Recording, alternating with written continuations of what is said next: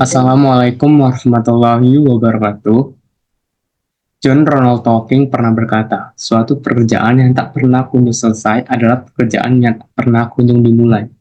Maka dari itu, sebelum memperkenalkan materi presentasi saya hari ini yang berjudul Perbedaan Gelombang Angin dan Gelombang Pasang Surut, izinkan saya untuk memperkenalkan diri terlebih dahulu.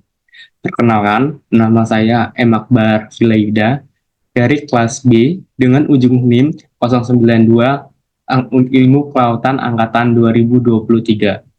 Baiklah, di sini saya akan menjelaskan yaitu perbedaan gelombang angin dan gelombang pasang surut.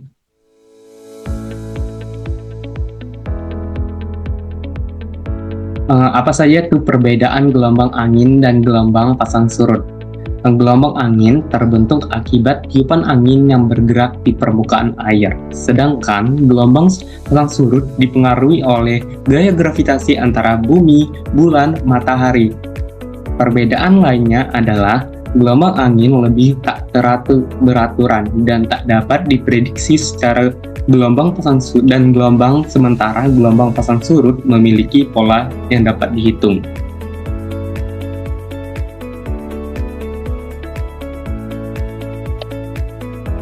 Definisi gelombang angin. Gelombang angin adalah pergerakan naik turun dan maju mundur massa air laut yang disebabkan oleh angin dan yang bertiup di permukaan angin. Angin bertiup di permukaan angin, lalu air laut akan menciptakan tegangan pada permukaan sehingga menghasilkan gerak vertikal air laut yang kemudian membentuk pola gelombang.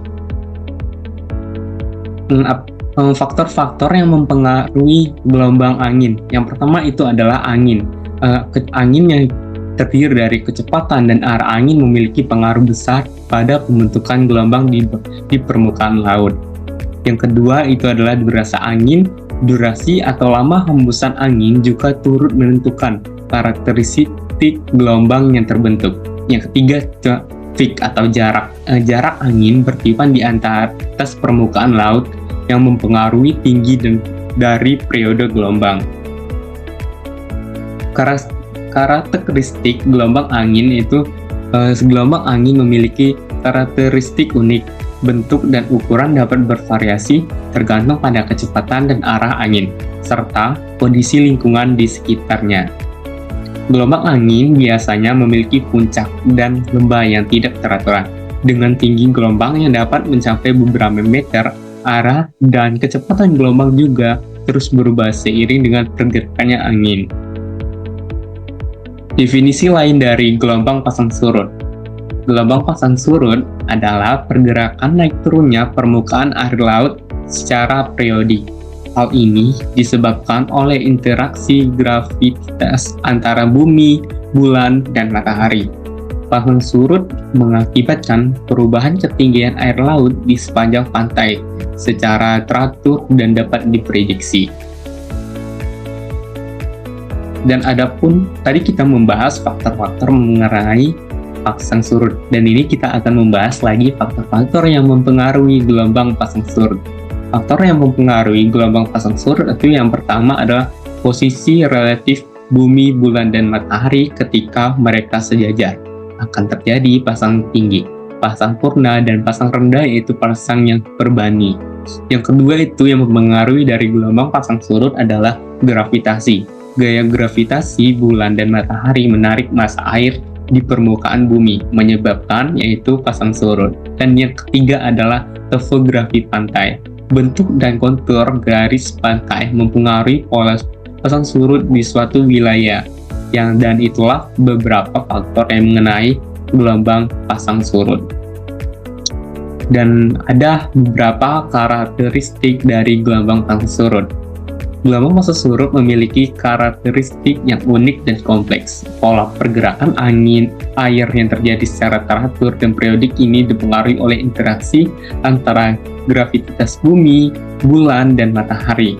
Gelombang pasang surut memiliki puncak pasang tertinggi, pasang purnama, dan puncak surut terendah, yaitu surut purnama yang terjadi secara bergantian. Durasi satu siklus pasang surut umumnya sekitar 12 jam sampai 12 jam 25 menit sampai dengan jam, yang dimana itu memiliki periode dengan masa 12 jam.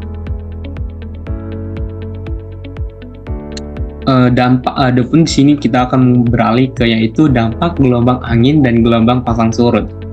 Dampak yang pertama itu adalah dampak gelombang angin. Gelombang angin dapat menyebabkan erosi pantai, kerusakan infrastruktur pantai, menyebabkan erosi pantai, kerusakan infrastruktur pesisir, dan bahaya bagi aktivitas pelayaran dan perikanan. Angin kencang juga dapat membahayakan struktur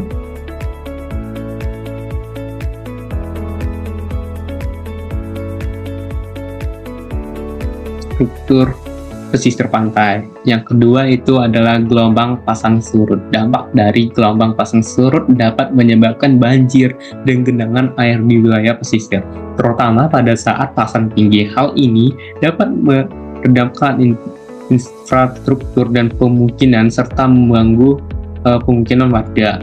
Yang itu dampak umum. Dampak umum itu adalah baik gelombang angin maupun pasang surut dapat mengancam keselamatan jiwa, merusak ekosistem pesisir, dan berdampak negatif pada perekonomian masyarakat yang bergantung pada sumber daya laut. Yang keempat itu ada dampak dari gelombang angin dan gelombang pasang surut, yaitu mitigasi dampak. Upaya mitigasi diperlukan seperti penataan kawasan pesisir, penguatan infrastruktur dan sistem peringanan dini, dan peningkatan kesiapsiagaan masyarakat untuk menghadapi ancaman tersebut. Pentingnya memahami perbedaan gelombang angin dan gelombang pasang surut. Yang pertama itu adalah prediksi dan persiapan. Dengan memahami perbedaan antara gelombang angin dan gelombang pasang surut, kita dapat lebih akurat dalam memprediksi fenomena cuaca dan pasang surut air laut. Hal ini membantu kita untuk lebih siap menghadapi dampaknya. Yang kedua adalah keselamatan navigasi. Pengetahuan tentang karakteristik gelombang yang berbeda sangat penting bagi keselamatan navigasi di kapal laut. Hal ini memungkinkan kita untuk mengambil tindakannya tepat dalam menghadapi kondisi cuaca dan arus yang berbeda. Yang ketiga adalah manajemen pesisir. Pemahaman tentang gelombang, angin, dan pasang surut membantu dalam perencanaan dan pengelombangan kawasan pesisir seperti pembangunan infrastruktur, pengendalian erosi, dan pengelolaan sumber daya alam. Yang keempat itu adalah aplikasi ilmiah. Studi tentang gelombang angin dan pasang surut memiliki aplikasi penting dalam bidang oceanografi, meteorologi, dan ekologi laut, yang dapat meningkatkan pemahaman kita tentang dinamika air laut dan pesisir. Dan itu beberapa di sini ada yang saya bahas itu adalah kesimpulan dan aplikasi praktis. Yang pertama kesimpulannya kita dapatkan adalah gelombang angin dan gelombang pasang surut memiliki perbedaan mendasar dalam penyebab, karakteristik, dan dampaknya. Pemahaman yang jelas tentang kedua jenis gelombang ini yang sangat penting. Yang kedua adalah aplikasi praktis. Pengetahuan tentang gelombang angin berguna untuk kegiatan pelayaran, konstruksi di tepi pantai, serta pengelolaan sumber daya air. Pemahaman gelombang pasang surut berguna untuk menjadwalkan aktivitas di pantai, perencanaan infrastruktur, dan mitigasi bencana. Yang itu kita mengetahui itu saling melengkapi. Meskipun berbeda antara gelombang angin dan gelombang pasang surut, saling melengkapi dalam mempengaruhi lingkungan pesisir. Integrasi pemahaman keduanya sangat penting untuk pengelolaan wilayah pesisir dan efektif. Itulah pembahasan mengenai perbedaan gelombang angin dan gelombang pasang surut dari saya. Bila ada kata-kata yang kurang berkenan atau salah, saya mohon maaf kepada Allah, saya mohon ampun. Saya akhiri dari presentasi pemaparan mengenai materi saya, yaitu gelombang angin dan gelombang pasang surut. Saya akhiri, wassalamualaikum warahmatullahi wabarakatuh. Terima kasih.